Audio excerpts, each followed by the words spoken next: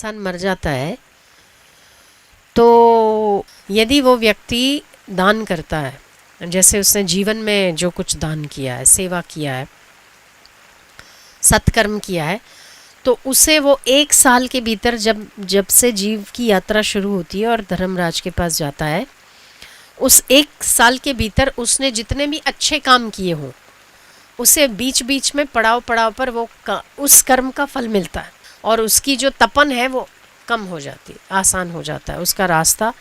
जैसे गरुड़ पुराण में इसका विवेचन है कि उसे अग्निपथ तय करना पड़ता है, आग पर चलना पड़ता है, फिर आग की नदी पार करनी पड़ती है, फिर उसे वैतरणी पार करनी पड़ती है अगर बहुत ज़्यादा पापी है, फिर उसे कंटकीला मार्ग तय करना पड़ता है। एक एक जीवात्मा को इतनी सारी परीक्षाओं को देने के बाद उसे धर्मराज के पास जाना पड़ता है। पर जो व्यक्ति के पास सेवा की पूंजी है या जो व्यक्ति नाम जप की पूंजी है या जिसके पास दान पुण्य किया है, जो लोग दान पुण्य करते रहते हैं, भंडारा करते हैं, किसी को अनाज खिलाते हैं, दया करते हैं, या जो लोग सेवा करते हैं, उन लोगों को उस समय में वो किसी न किसी रूप में आपको वो पुण्य प्राप्त होता है, ताकि जैसे आप अग्निपथ पर चल रहे हैं तो आपको वो गरमाइश नहीं लगती, बदले में उसको आपको पानी मिल जाता है। जैसे आपने गाय की सेवा करी है या आपने कोई ऐसी सेवा की है, फिर आपको वही अग्निपथ को पार करने के लिए गाय पार कराती है। कहा जाता है कि वैतरणी नदी बहुत भयंकर होती, जो गरुड़ पुराण में लिखा है। तो जिस व्यक्ति ने पुण्य किया है उस व्यक्ति के लिए गाय खड़ी होती है वहाँ, और उसकी पूंछ पकड़कर आपको वो वैतरणी पार कराती है। जिस व्यक्ति ने पुण्य किया है उसके लिए। जिसने नहीं किया, सत्संग नहीं सुना, सेवा नहीं किया, नाम जप नहीं किया और केवल भोग वासना में लिप्त रहा, उस व्यक्ति को अपने पैरों के बूते पर वो वैतरणी पार करनी होती है, जो कभी भी नहीं कर सकता। तो वो पीड़ित होता है, हृदय उसका बहुत छलनी हो जाता है, उसे बहुत पीड़ा होती है ये सब पार करने में, और वो खूब चिल्लाता है। पर जो व्यक्ति सेवा करता है उसे वो गाय उसे वो पार करवाती है। तो चलती वो है, पर उसे केवल आग की थोड़ी सी जलन सी लगती है, पर उसे खुद नहीं पार करना पड़ता, वो गाय पार कराती। ऐसा गरुड़ पुराण में लिखा है। इसीलिए बार बार सत्कर्मों पर जोर देना चाहिए। बार बार हम सेवा करने के लिए क्यों कहते हैं कि आपको सेवा करनी चाहिए? क्योंकि यही सेवा के कार्य आपको आगे चल के इतने कष्टकारी यातनाओं से आपको मुक्ति दिलाते हैं, अगर तो आप सत्कर्म करते हैं। तो इतना लंबा रास्ता पूरा 1 साल लगता है। इसीलिए 13 महीने एक जीवात्मा को दूसरा शरीर धारण करने में लगता है। कभी भी आज व्यक्ति मरा और 3 दिन के बाद किसी दूसरे के गर्भ में नहीं आता, वो पक्का 12 महीने के बाद ही आता है, मतलब 13वां महीना 14वां महीने में। उस 12 महीने के अंतर्गत एक श्राद्ध आ जाता है 13 महीने के अंतर्गत, और फिर उसके बच्चे पोते जो श्राद्ध कर्म करते हैं तब तक उसे जल पीने को नहीं मिलता है। अगर तो केवल भौतिक उपलब्धि प्राप्त कर केवल भोग वासना को प्रधानता दी है, ऐसा व्यक्ति पूरे 1 साल में जल नहीं पीता, पानी पीने को नहीं मिलता। पर अगर आपने अच्छे कर्म किया है, अच्छा सेवा किया है, अच्छा सत्संग सुना है, नाम जप किया है, तो फिर किसी न किसी रूप में वो आपको जल की पुष्टि, दुग्ध की पुष्टि मिलती है।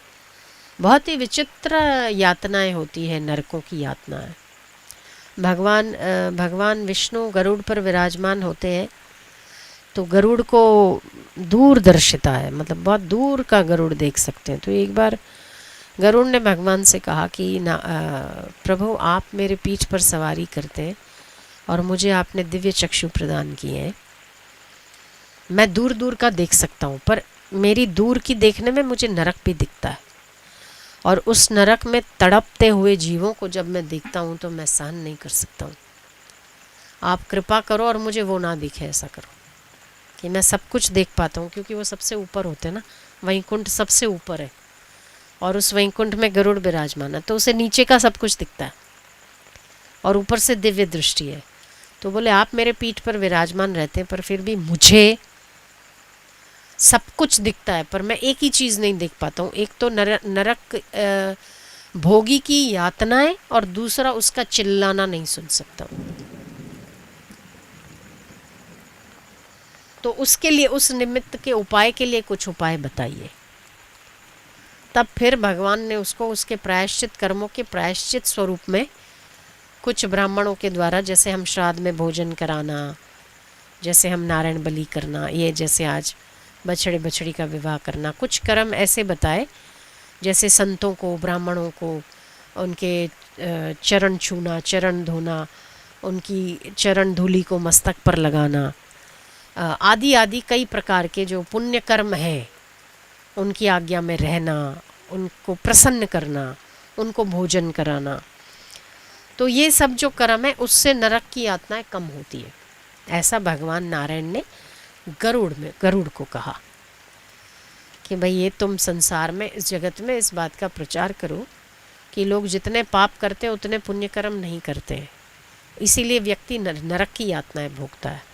सुख वैभव तो चाहता है पर उसके सामने दान पुण्य नहीं करता है।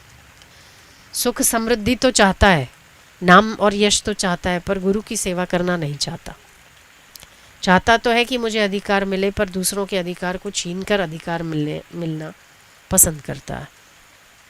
तो इन सब के पापों के प्रायश्चित के लिए आपको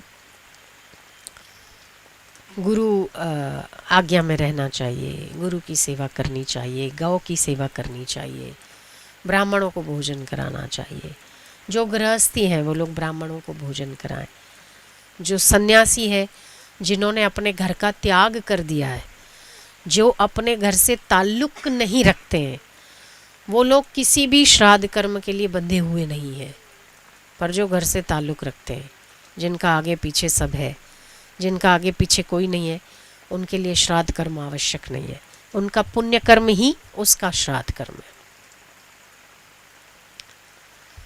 तो ये सब विवरण गरुड़ पुराण में आया है।